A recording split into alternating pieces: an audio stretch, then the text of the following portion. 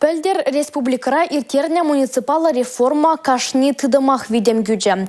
Выл жутра чаваш енри тәреслеубе шутлау палаты неде. Иртне жул бюджета пурнышлана жүхне финанс ергене постна тәслехсен хизебе чакна. Выл игебенде шеремекемір шул хибет анлаштарзан вунзагыр процент сағалырақ. Кунберге чаваш енри тәреслеубе шутлау палатын ердюже Светлана Аристова республика бұшлығебе Олег Николаевпа тәлбулнымай білдерже.